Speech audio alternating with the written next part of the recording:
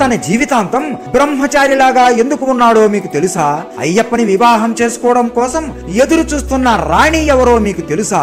మహిషి అనే రాక్షసి బ్రహ్మకి కఠోరమైన తపస్సు చేసి నా మరణం కేవలం శివుడు మరియు విష్ణువుకి జన్మించిన సంతానం చేతుల్లోనే జరగాలి, అతను ఆ జన్మ బ్రహ్మచారి అయి ఉండాలి, అతనికి కామ కోరికలు కూడా ఉండకూడదు అనే వరం పొందుతుంది. ఆ తరువాత శివుడు మరియు మోహిని శృంగారం చేసుకోవడం వలన అయ్యప్ప స్వామి వారికి జన్మిస్తాడు. అయ్యప్ప పులిపాల కోసం అడవికి వెళతాడు. ఆ అడవిలోనే మహిషి కనబడుతుంది. అలా వారి ఇద్దరి మధ్య ఎన్నో రోజులు కఠోరమైన యుద్ధం జరుగుతుంది. చివరికి అయ్యప్ప మహిషి కొమ్ములను విరిచేసి ఆమె మీద ఆపకుండా నాట్యం చేస్తాడు. అలా తాండవం చేస్తుంటే మహిషి శరీరం అంతా నుజ్జు నుజ్జు అయిపోతుంది. అలా మన అయ్యప్ప స్వామి మహిషిని హతమారుస్తాడు. అలా చనిపోయిన మహిషి శరీరం నుండి ఒక దివ్యమైన వెలుగు వస్తుంది. ఆ వెలుగు నుండి ఒక అందమైన కన్య బయటికి వస్తుంది. ఆమె ఎవరో కాదు, ఆమెనే మాలికాపురోత్తమ్మ. ముందు జన్మలో ఆమెకు ఉన్న శాపం వలన ఇలా ఈ జన్మలో మహిషిలాగా జన్మించింది. అయ్యప్ప వలన ఇప్పుడు ఆమెకి శాప విమోచనం కలుగుతుంది. మాలికాపురోత్తమ్మ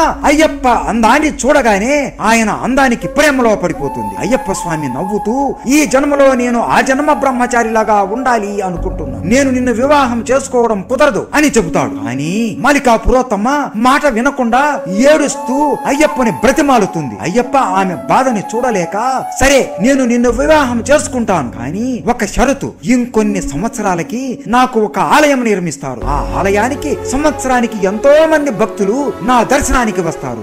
ఎప్పుడైతే ఏ సంవత్సరం అయితే నన్ను దర్శించుకోవడానికి కన్య స్వాములు అయితే రారో ఆ రోజు నిన్ను నేను వివాహం చేసుకుంటాను. మొదటిగా కన్య స్వాములు నిన్ను దర్శించుకొని ఆ తర్వాతనే నన్ను దర్శించుకోవడానికి వస్తారు అని మాట ఇస్తాడు. మాలికాపురోత్తమ్మ నవ్వుతూ సరే స్వామి అని అంటుంది. ఇప్పటికీ కూడా మాలికాపురోత్తమ్మ అయ్యప్పని వివాహం చేసుకోవడానికి ఎదురు చూస్తూ ఉంది. ఇప్పటికీ కూడా అయ్యప్ప మాల వేసిన ప్రతి ఒక్క కన్యస్వామి కొండ ఎక్కి మాలికాపురోత్తమ్మకి కనబడి ఆ తరువాతనే అయ్యప్ప దగ్గరికి వెళతారు. మాలికాపురోత్తమ్మ కన్యస్వాములను చూడగానే బాధతో ఆ సంవత్సరం అంతా ఏడుస్తూ వచ్చే సంవత్సరం కోసం ఎదురు చూస్తూ ఉంటుంది. శబరిమల ఆలయం ఎవరు నిర్మించారో మీకు తెలుసా?